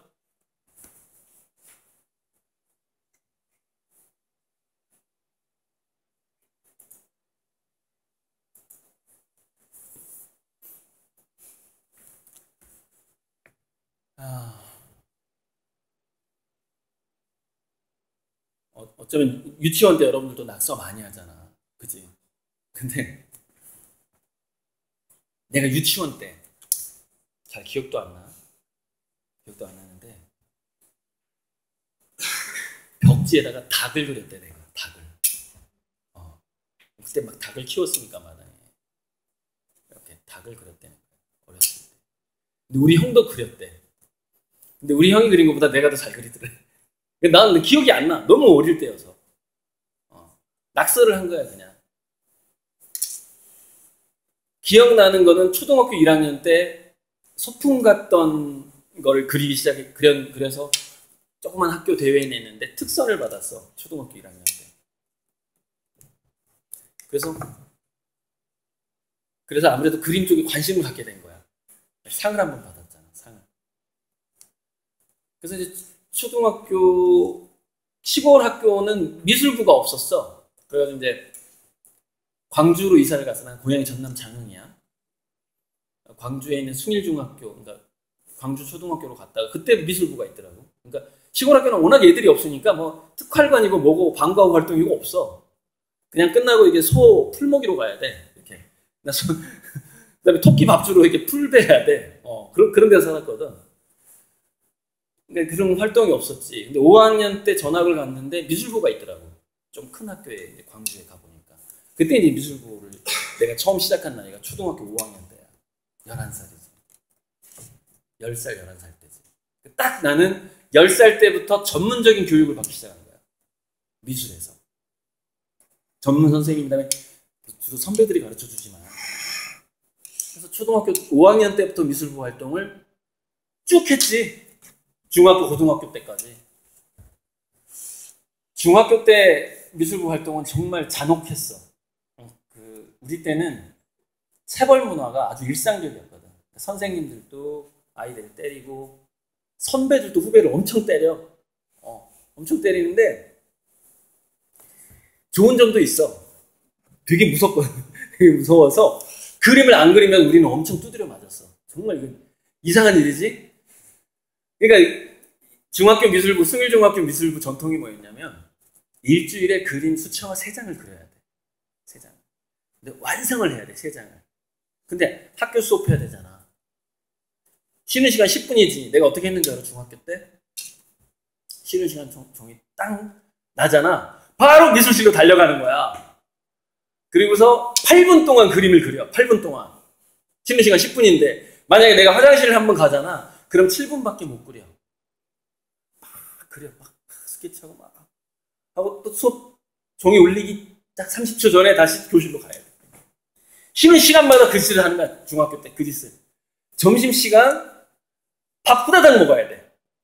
그리고 바로 미술실로 달려가는 거야. 또 그려. 근데 그렇게 해도 일주일에 3장을 완성을 못할 때가 있어. 고민을 해야 되잖아. 그리고 또 너 저번보다 그림 왜 이렇게 못 그렸어? 이러면서 또 때려. 선배들이. 그래서 이제 토요일이 되면 이제 집에 가기 전에 여러분 토요일 학교 안 가지? 우리 때는 이제 오전 수업 했잖아. 우리는 토요일도 도시락을 싸가지고 가, 미술부는. 왜? 토요일 오후에 그림을 그려야 되거든. 그 한 주 동안 다 제대로 못한 거를 그 나머지 공부, 그림을 그려야지 집에 보내줬어, 미술부 선배들이. 그래서 이제 제대로 그림을 못 그렸다거나 그 장수 3장을 못 채우면 어느 정도로 때렸냐면 엎드려서 때리는 거는 굉장히 신사적인 거야. 나는 어떻게 맞았냐면 정말 맞아가면서 내가 그림을 배웠다. 그 지금 전남대 교수하고 있는 비리를 밝힌다. 비리를. 이구용 교수라고 있어. 전남대 밑에 교수하고 있는. 이 형이 이제 나 2년 선배였거든. 그림을 못했더니 어떻게 때렸냐면 열쇠 고리 쇠통 있잖아. 쇠통. 그럼 위에 이렇게 나와 있잖아. 밑에 쇠통이 있고 쇠통을 잡고 머리를 때렸어. 이 쇠 이렇게 나와 있는 걸로 이렇게 맞았다고. 그림 제대로 안 한다고 이렇게 때렸다니까. 근데 그땐 그게 범죄가 아니었다. 무슨 얘기냐? 그땐 일상이었어 그냥. 그러니까 너 생각해봐. 일주일 동안 얼마나 무섭겠니? 이번에는 나 그림 제대로 못 그리고 3장 못 채우면 또 그 열쇠통으로 맞아야 되는 거야. 쉬는 시간마다 미술실 달려가는 거야. 그런데 어찌 보면 나한테는 그게 너무 고마운 추억인 거야. 무슨 얘기냐면 그 공포심이 없었다면 그렇게 그림을 많이 그릴 수가 없어. 불가능해. 우리는 뭐야? 질보다 양이야. 많이 그려야 돼. 그러니까 무슨 얘기냐면 자기가 어떤 분야에서 고수가 되려고 하잖아. 그럼 여러분 1만 시간의 법칙 들어봤어? 무조건 거기에 시간을 엄청 투자를 해야 돼. 안 그러면 고수가 못 돼. 일단 1만 시간을 넘겨야 된다는 거야. 모차르트가 이미 3살 때부터 5살까지 엄청나게 피아노를 치고 작곡 연습을 해가지고 원래 1만 시간 하려면 하루에 8시간씩 3년인가 뭐 그래. 하루에 3시간씩 10년이고.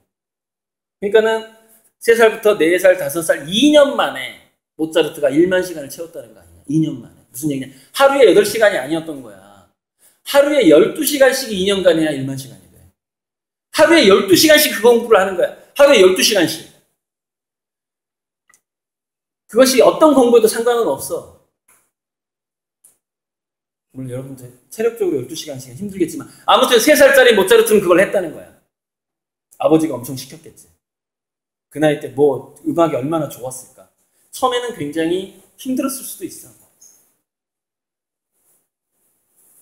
그런데 그 고비를 넘기게 되면 그 1만 시간이라는 고비를 넘기게 되면 그걸 즐길 수 있게 돼. 스케치를 즐길 수 있게 되는 거지. 그림 그리는 거. 근데 인간은 인공지능이 아니기 때문에 자, 좀 정리를 좀 하자. 무슨 얘기냐면 나는 인공지능은 평균을 내기 때문에 지금 이 이야기가 왜 나왔냐면 평균을 내기 때문에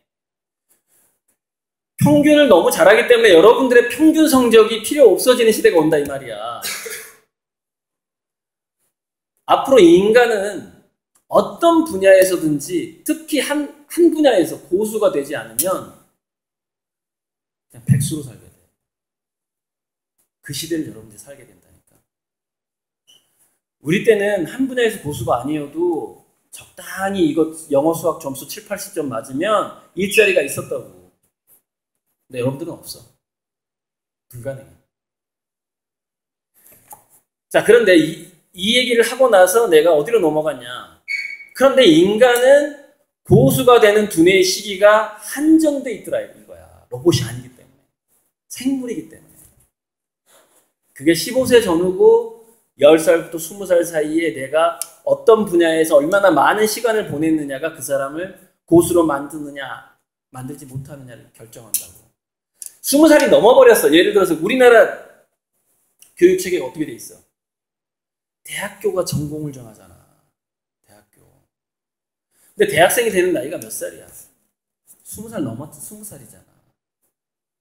무슨 얘기냐면 여러분들 중고등학교 때 여러분들의 개성을 찾고 중고등학교 때 뭔가에 고수가 되지 않는다면 대학교에 가서 고수가 될 확률이 0.1% 정도 된다고 보면 돼. 무슨 얘기냐? 1000명 중에 1명 정도. 물론 나는 10살 때부터 전문적인 미술 교육을 받았지. 10년 동안. 그리고서 미술대학을 갔잖아. 그러니까 어느 정도 이 분야에서 고수가 돼 있는 거야. 이 분야에서 내가 고수가 돼 있는 이유는 뭐냐면 난 대상도 받았다. 공모전에서. 상금 2천만 원도 받고 그랬어. 자, 내가 미술 분야에서 고수가 될 수 있었던 거는 내가 10살부터 20살 사이에 그림을 그렸기 때문이야. 대학교에 가서 유능한 교수를 만났기 때문이 아니라고. 알겠니? 인간의 두뇌는 그 시기에 뭔가를 열심히 하지 않으면 그 분야에서 절대 고수가 될 수 없어. 물론 여러분들의 IQ가 156 정도 되면은 내가 그냥 지금 평균 성적에 신경 쓰고 대학 가서 그 전공 열심히 해라고 얘기를 하겠어. 그러나 여러분들 평균 IQ 120 정도잖아. 그치? 요즘에 IQ 조사 안 하지, 그치? 우리 때는 다 했었거든. 평균이 100인데 보통 한 110 나와. 한 판 이렇게 조사해보면 110 나오는데. 자, 그래서 지금 여러분들이 그런데 이거야. 그럼 어떻게 나의 개성을 확실하게 하고 인공지능 시대에 어떻게 나의 개성을 확실하게 하고 내 친구들과 남다른 분야에서 고수가 되고 될 것이냐. 여기서 여러분들이 일정 부분 선생님들하고 부모님들한테 반항이 아니야. 반항이 아니라 뭐를 해야 되는 줄 알아? 선언을 해야 돼. 선언. 고리들 강사가 15세 전후에 뭔가에 몰입하고 대단한 시간을 보내지 않으면 고수가 못 되고 고수가 못 되면 미래에 다 백수 된다더라. 엄마, 아빠, 선생님. 나는 이 시간 이후로 여기에서 20살이 되기 전에 1만 시간을 한번 해보고 싶어요. 라고 선언을 해야 된다. 선언을 해야 돼. 근데 무엇에서 내가 1만 시간을 보낼 것인가에 대해서 나는 여러분들한테 추천을 해주고 싶지는 않아. 왜 그걸 특정한 것을 내가 추천해주고 싶지 않냐 하면 자기가 좋아하는 분야가 아니면 1만 시간을 20살 이전에 할 가능성이 전혀 없기 때문이야. 즉 누군가가 내가 현재 좋아하지 않는 건데 너 20살 이전에 1만 시간 정도 너 이거 여기에 뭔가 집중을 해봐야 된다라고 누가 얘기해줘서 그 1만 시간을 버틸 수 있는 인간이 없다고. 그러니까 지금 굉장히 중요한 건 뭐냐면 여러분들이 나는 어떤 일에서, 어떤 분야에서, 어떤 행동에서, 어떤 놀이에서 내가 뭐라고 얘기는 하진 않아. 인간이 행동할 수 있는 그게 범법만 아니라면, 범법자가 되는 길만 아니라면, 우리 남들한테 큰 피해를 주는 일만 아니고, 또 남의 앞길을 망치는 일만 아니라면, 선언을 해야 된다고. 나는 그걸 하겠다고. 근데 부모의 반대가 너무 심하다. 그냥 집을 나가면 돼. 심지어 가출까지도 한번. 물론 그렇게까지는 여러분들 부모님이 그렇게 꽉 막힌 사람이 아니라고 난 믿어요. 자, 그래서 이런 거야. 중학생의 시기라는 것은, 그러니까 이제 나 같은 경우에는 특수한 환경이었었잖아. 뭐냐면은 미술부라는 게 있었는데 초등학교 미술부는 그렇지 않았었는데 중학교의 미술부를 들어가 봤더니 너무 선배들이 무서웠던 거야. 그러니까는 우연히 나는 그 무서운 선배들을 통해서 그 1만 시간의 법칙을 중고등학교 때 그림에 있어서 1만 시간의 법칙을 넘긴 거지. 아마 그 틈틈이 하고 막 했기 때문에 아마 초중고 합쳐서 아마 1만 시간을 넘겼을 것 같아, 내 생각에는. 학교 수업을 받으면서 틈틈이 했기 때문에 거의 한 10년 걸렸을 것 같아. 그러니까 10살부터 20살까지 내가 그림을 그리는 행동에 있어서 1만 시간 했을 것 같단 말이야. 그런데 여러분들 같은 경우에는 지금 일상적인 학교 생활을 학교라는 틀을 벗어날 수도 없는 상황에서 20살 이전에 뭔가의 고수가 되기 위한 그 1만 시간을 여러분들이 보낼 수 있을 것이냐? 힘들어. 불가능해. 그래서 선언이 필요한 거야. 그러니까 무슨 얘기냐면은 엄마, 아빠, 선생님, 나는 이 시간 이후로 여기에 좀 더 몰입을 해보고 싶으니까 나 영어, 수학 점수 좀 안 나오는 거 이해해줘. 알았지? 이런 선언이 필요하다. 그런 어떤 딜이 필요해. 딜. 부모와 선생님과의. 그것을 통해서만 여러분은 아마 10대 때 특정 분야에서 고수가 될 수 있는 기회를 갖게 될 거야. 그것이 다가오는 시대에 여러분 나이는 가장 소중하다고 생각해.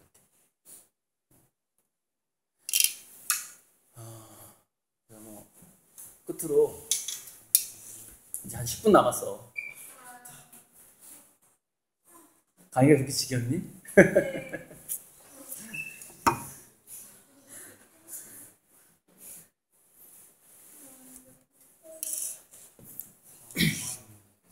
야, 어디 가나 강사한테 꼭 이런 얘기한다.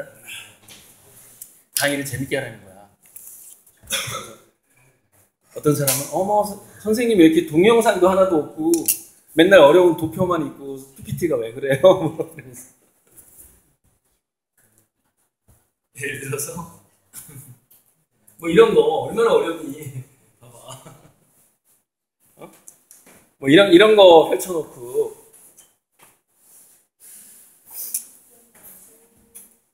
자 질문해 주세요, 선생님. 선생님 해주셔도 돼요. 네. 선생님께서는 중학교 때 미술을 전공하셨잖아요. 네. 어떻게 해서 어떤 계기가 돼서 이렇게 미래 사회에 관심을 갖게 되셨고 인공지능에 대해서 연구를 하게 되셨는지. 네네네. 그래서 지금 이게 인공지능에 대한 강사로서 활동하시게 되었는데 네. 우리 친구들에게 한번 얘기해 주셨으면.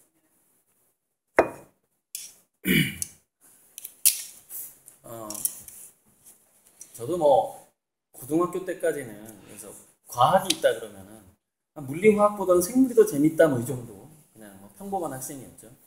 근데 미술 아까 잠깐 얘기 초창기 했는데 선생님 들어오시기 전에 현대 미술이라는 것이 그림이라는 것이 그림을 잘 그려서 성공할 수 있는 시대가 아니라고 제가 얘기를 했거든요. 그림을 잘 그려야 성공하는 시대가 아니라 뭘 그릴지를 잘 선정해야 성공하는 시대가 되어버리는 거죠.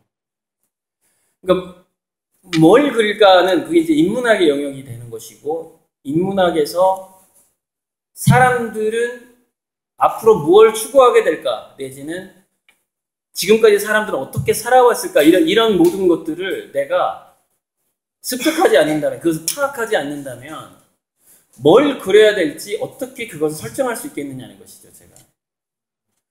그래서 저는 대학교 들어가면서부터 독서를 굉장히 많이 했어요. 그러니까 학교 학점을 포기할 정도로 책 읽는 시간에 투자를 했어요. 책 읽는 모임에 갔어요. 오히려. 그러니까 저는 학점이 굉장히 안 좋아요. 대학교 학점이. 2점대예요. 2.3, 2.7 맨날 이랬어요. 내 친구들은 막 4.0, 3.7 막 이래. 저는 2.2, 뭐 2.0을 겨우 넘기는 수준으로 막 F도 있고 이래요. 근데 저는 그때도 지금 여러분들한테 했던 얘기랑 똑같아요. 여러분들 지금 현재 중학교 때 평균 성적이 중요한 게 아니다. 지금 10대 때 뭔가의 고수가 되느냐 안 되느냐가 훨씬 중요하다고 얘기하는 거 똑같아. 저도 대학교 때 대학교 학점이 중요한 게 아니었어요. 저는 어떤 그림을 그릴 것인가 그 방향성을 찾는 게 너무 중요했다는 것이죠. 그래서 저는 그때 이렇게 마음을 먹었는데 지구상에서 인류가 책으로 기록한 모든 분야를 공부해서 어느 정도 수준에 올라가자라고 마음을 먹었어요. 대학교 1학년 때. 네, 그래서 이해가 되지 않은 것들도 많이 봤고, 그리고 이제 영어 원서를 좀 보려고 했거든요. 근데 영어 독해 속도가 수능 학력고사 수준밖에 안 되잖아요. 그래서 영어 원서 읽는 게 너무 속도가 안 나간다. 그러면 그때 저는 어떻게 결정했냐면, 그때 이제 저보다 영어를 잘하는 친구들은 뭐 그런 애도 있었어요. 난 영어 원서 아니면 앞으로 안 봐. 계속 원서만 보는 친구도 있었어요. 근데 저는 영어 실력이 그만큼 안 됐어요. 일단 나는 번역서만, 저 애가 원서 한 권을 읽을 때 나는 번역서 10권을 봐버리자, 이렇게 전략을 정했던 거예요. 그러니까 그 친구는 원서를 아주 고급 책을 몇 권 봤을지는 모르나 저처럼 다양한 책을 보지는 못했던 거죠. 그렇게 그 전략이. 그래서 네, 그때 정했어요. 네, 그때 심지어는 이런 생각까지 했어요. 그때 대학교 1, 2학년 되면은요, 다들 영어 공부하거든요. 네. 그래서 저는 영어 공부는 그냥 취미 정도로 했고요. 대학교 졸업한 다음에 취미 정도로 했고, 대학교 때는 오히려 어떻게 생각했냐면은, 지금은 영어 공부할 때가 아니다라고 생각을 했어요. 왜냐면 그때는 1990년이었는데 인공지능에 대한 얘기는 별로 없었어요. 뇌과학에 대한 얘기는 많이 있었지만 인공지능이 2010년부터 본격적으로 발달하거든요. 그러니까는 그때는 단지 이렇게 생각했어요. 언어는 수단에 불과하고 중요한 건 내용이다. 그렇게 선배들이 충고를 많이 해줬죠. 야, 언어는 수단이야. 영어는 수단이야. 중요한 건 뭐냐면 너는 영어로 어떤 이야기를 할 것인가, 이게 더 중요한 거야. 이렇게 얘기를 했단 말이죠. 그걸 요즘 말로 콘텐츠라고 해요. 콘텐츠. 내용. 아무리 영어를 잘하면 뭐해. 내가 영어로 뭔가 해야 된다는 얘기가 떠오르질 않는데, 내 영어 어휘력이, 물론 어휘력이 굉장히 많아지면 할 얘기가 떠올라, 저절로. 그런 연동되는 측면이 있긴 하지만 어쨌건 중요한 것은 내용이다라는 충고를 저는 받아들였고, 내용을 채우는데 집중을 했고, 이제 우연히 제가 집중적으로 손을 잡은 게 뇌과학이었어요. 브레인에 대해서 연구를 하게 된 거죠. 근데 마빈 민스키, 그러니까 인공지능의 아버지, 약 60 몇 년 전에 우리 한번 인공지능을 한번 만들어 볼까라고 미국의 어떤 대학에서 모임이 만들어졌거든요. 포럼 같은 게. 야, 우리 인공지능 한번 만들어 보자. 60 몇 년 전이에요. 그때 인공지능을 만들고자 했다는 사람들이 인지과학자인데 대부분 뇌과학자들이었어요. 그러니까 인간의 두뇌를 연구한 사람들이 만든 게 인공지능이에요. 그러니까 저는 인공지능이 부상하기 전에 이미 뇌과학을 꽤 오래 공부하고 있었어요. 그러니까 인공지능 얘기가 나왔을 때 흡수가 쉬웠고, 4차 산업혁명이라든가 이런 부분들은 이제 제가 미래학에 또 관심이 많았기 때문에, 그래서 저는 뭐 예를 들어서 유튜브 쳐보시면 굉장히 많은 미래학자가 나오고 뇌과학자가 나오고 그래요. 그래서 유튜브 보면 요즘에 4차 산업혁명을 강의하는 사람 중에서 예를 들어서 뭐 박영순 미래학자라든지 이민화 씨, 김대식 카이스트 뇌과학자, TV에 뭐 몇 번씩 나왔던 사람들 많아요. 많은데 견해가 달라, 나랑. 무슨 얘기냐면은, 이제 저는 이게 한국 사회에서 인공지능과 4차 산업혁명에 대한 미래를 얘기하는 수많은 사람들의 장단점을 파악할 수 있는 정도까지 올라가게 된 거죠. 지금 현재 제가 봤을 때는 성균관 대학교에 최재분 교수라고 있어요. 성균관 대학교의 최재분 교수의 강의를 여러분들이 한번 들어볼 필요가 있어요. 최재분 교수. 그러니까 유일하게 제가 예전에 이제 한 몇 달 전에 EBS에 여러 번 출연한 적이 있어요. 6번 정도. EBS 미래강연 Q에 토론 패널로 출연했는데, 그때 내가 했던 얘기가 뭐냐면, 이 얘기 안 하려고 했는데 큰일 났네. 이 얘기하면 여러분들도 데모할까봐. 무슨 얘기냐면은, 4차 산업혁명 시대에는 여러분 게임 있죠, 게임. 스마트폰 게임이든 그 PC방 게임이든 간에 게임에 대한 경험이 굉장히 중요해요. 왜냐면은 미래 직장이 게임을 할 때 우리가 습득하는 방식 있죠. 화면에 뭐 비주얼을 내가 처리하는 방식, 여러 가지 화면들이 나왔을 때 그것을 내가 클릭으로 이렇게 조정한다거나 하는 키보드나 또는 명령으로 조절하는. 지금 이제 뭐 스피커가 있으니까 말로 조정할 수도 있겠죠. 생각을 읽을 수도 있고. 근데 그렇게 모니터 상에서 게임을 처리하는 능력이 미래 기업에서 업무 능력하고 직결된다는 얘기를 하는 타일러 코엔이라는 굉장히 미국사에서 유능한 경제학자가 있어요. 경제학자가. 근데 제가 그 얘기를 EBS에 나가서 했거든요. 그러니까 깜짝 놀라죠. 그러니까 무슨 얘기냐면 책 읽는 것보다 게임하는 게 더 중요하다. 저는 이렇게 얘기를 해버린 거예요. 그러니까 제가 대학생 때는 책 읽는 게 굉장히 소중했어요. 근데 지금 학생들 때는 상황이 달라요. 얘기 안 하려고. 왜냐면 여러분들 막 또 게임만 한다고 막 데모할까봐 안 하려고 했는데 어쨌건 게임을 잘하는 능력도 굉장히 필요한 능력이 이미 돼버린 거예요. 근데 이 얘기를 누가 하냐면은 성균관대 최재분 교수가 이 얘기를 합니다. 그러니까 유일하게 유튜브에서 두 사람이 그 얘기를 하는 거야. 나하고 성균관대 최재분 교수. 네. 네.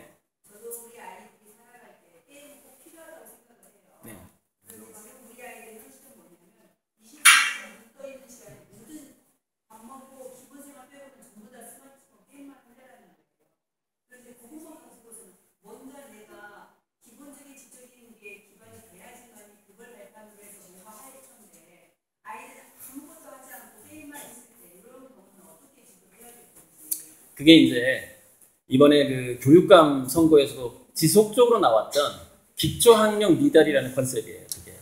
예.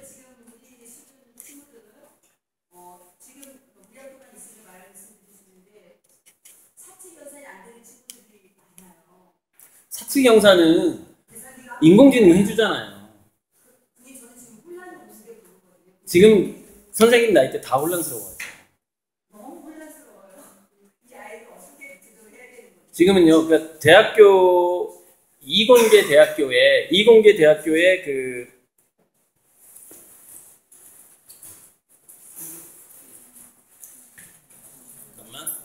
이공계 대학교에 학생들이 쓰는 애플리케이션이 있어요. 전 세계 명문대 학생들이 쓰는 애플리케이션이 있는데 제가 그걸 여기다 깔진 않았어요. 유료라서. 지금 2,000원 할지 모르는데 그게 3,000원짜리거든요. 근데 전 세계에 나와 있는 모든 수학 문제를 카메라로 사진만 찍으면 정답을 바로 풀이 과정하고 정답을 바로 보여주는 앱이 있어요. 지금 무슨 얘기냐면 어려운 문제를요 지금 손으로 안 풀어요. 그냥 사진 찍어버려요. 그럼 인공지능이 알려줘 버립니다.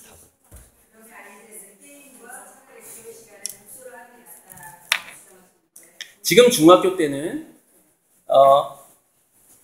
책을 봐야 된다 막 이런 것도 저는 그게 도구마라고 보는 거예요. 무슨 얘기? 이미 시대가 뒤처진 도구마라는 거예요. 제가 이 강의에서 지속적으로 강조하는 건 뭐냐면은 10대 때 뭔가에 몰입해서 고수가 되지 않으면 평생 고수가 될 확률은 너무 없기 때문에 지금 얘네들한테 개성을 찾아주는 노력을 사실 선생님들이 해야 된다는 거예요. 그래서 저는 이제 학교 전체를 동아리화해야 된다라고, 그러니까 모든 커리큘럼을 소멸시켜야 된다라고 주장하거든요. 2년 전부터 이 주장을 했어요. 국영수사가 모든 과목을 없애라, 공교육에서. 이 얘기를 내가 어디서 했냐면 교육청 강의에서 했어요. 1년 동안. 제가 이 얘기를 교육청 장학사라든가 수많은 교사들한테 이렇게 강의를 했거든요. 그리고서 무슨 일이 벌어졌는 줄 알아요? 교육청 강의가 완벽하게 끊어졌어요. 저는 이제 교육청 강의가 들어오지 않아요. 왜냐면 너무나 받아들일 수 없는 얘기거든요. 지금 현 체계에서. 당연히 다르죠. 교사이시니까. 가능하세요? 아유, 감사합니다. 수용이 가능한 교사님들이 꽤 많았어요. 최소한 30% 정도는 되더라고요. 그래서 이제 저는 교사들도 동아리 활동을 해야 된다 이렇게 주장하거든요. 예. 그러니까 교사들도 학생들하고 동등한 어떤 자격으로서 특정 분야에서는 초보자로서 활동을 하고 자기가 잘하는 분야에서는 코치로서 활동을 하고 이게 막 이런 식으로 학교가 막 바빠져야 된다는 얘기죠. 그러면 애들은 물론 게임 동아리에 애들이 많이 몰리긴 하겠지만 그럼 교사들도 게임 배우면 돼요. 거기 가서 같이. 예. 게임 동아리에 많이 몰리는 그런 현실이 펼쳐지긴 하겠지만 차라리 그게 낫다는 거예요. 지금 제가 생각하는 펼쳐질 미래를 봤을 때 차라리 뭐 학교에 게임 동아리가 많아지는 게 더 낫다라는 판단을 하게 되는 것이죠. 그러면 얘네들은 드물게 1000명 중에 3명은 수학 동아리를 할 것이고 1000명 중에 한 20명은 영어 동아리를 할 것이고 물리 동아리를 할 것이고 그러면 진짜 그런 애들이 연구원이 된다는 얘기죠. 중학교 때부터 나는 수학이 좋아가지고 수학 동아리만 하는 거야. 10년 동안. 수학에서 이미 1만 시간의 법칙을 넘겨버리는 거야. 20시간 전에.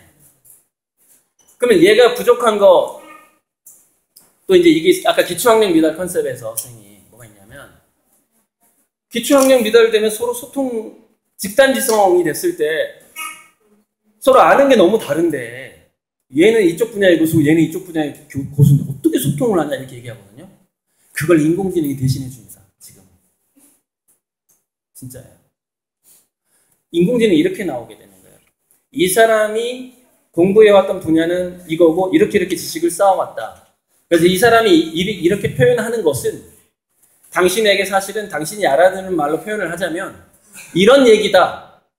그러니까 인공지능이 예전엔 단순하게 지금은 현재 단순하게 언어 통역을 하고 있잖아요. 인공지능이 맥락, 컨텍스트 통역을 하게 돼요. 그러니까 무슨 얘기냐면 지금 우리나라에서 각 분야에서 고수를 기르게 되잖아요. 그러면 컨텍스트, 맥락을 통용하는 인공지능은 반드시 오게 돼 있어요. 지금도 이미 어느 정도 그 정도 역할을 해주고 있어요. 그러니까 상대방의 그러니까 두 사람이 싸웠을 때 그게 아니라 싸웠을 때 이 사람이 한 말을 당신이 오해했다라고 인공지능이 대신 중재 역할을 해주는 정도는 지금 현재 이미 하고 있다는 거예요. 이 사람들이 쓰는 그 말은 이쪽 지방에서는 이런 뜻이야. 너가 오해했어라고 그걸 인공지능이 여러 언어만 아는 게 아니라 여러 방언들을 알아요. 방언들을. 사투리까지 한단 말이에요. 지금 현재 인공지능이 그걸 하고 있기 때문에 컨텍스트, 이 사람이 알고 있는 지식과 이 사람이 알고 있는 지식을 어떻게 융합해야 될지를 인공지능이 할 수가 있어요. 그러나 인공지능이 잘 못하는 게 아까 있다고 그랬죠? 인공지능은 평균을 내고 합리적인 길을 잘 찾아. 근데 인공지능은 뭘 못해? 극단을 잘 못해. 즉 굉장히 특이한 거, 굉장히 인간적인 거, 굉장히 은밀한 거, 굉장히 기괴한 거 이런 걸 인공지능이 잘 못해요. 그거는 인간들이 뚫고 나가야 되는 분야인 거예요. 앞으로 한 50년 정도는 그래요. 그래서 제가 중용 얘기하다가 지나가 버렸는데 중용에 자꾸 무기탄 그래요. 사람이 무기탄. 그러니까 좀 예의를 차리고 기탄 있게 행동해라. 이렇게 좀 이렇게 꺼리는 게 있어야 되지 않느냐라고. 근데 이게 옛날 논리라는 거예요. 그리고 또 공자가 얘기했던 것 중에 색은행괴라는 게 있어요. 은밀한 것을 찾고 괴이한 행동을 좋아하는 사람들이 소인이라는 또 표현이 있거든요. 뭐 군자대로행 뭐 이런 표현이 있거든요. 이게 지금 시대에 완전히 안 맞는 거예요. 지금 우리 아이들은 사실 색은행괴를 해야 되거든요. 어떤 동아리 활동을 통해서 기존 공교육 커리큘럼에 전혀 없는 것에서 고수가 되어야 한단 말이에요. 언제부터? 초등학교 때부터. 근데 이제 우리 교육이 그렇게 쉽게 바뀌지 않겠지, 그치, 얘들아? 그러니까 각자 도생을 해야 된다, 너희들은. 각자. 이 이야기를 한번 다시 듣기를 하고 한번 해봤으면 좋겠어. 고등학생이 돼서 다시 듣기를 해도 돼, 몇 년 후에. 자, 아무튼 이것으로 강의를 마치겠습니다. 감사합니다. 네.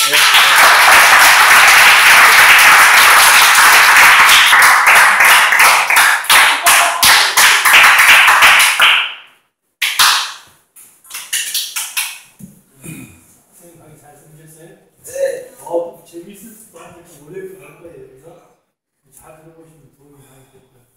앞으로 여러분 승리 장구해야 되잖아. 고등학교도 다니고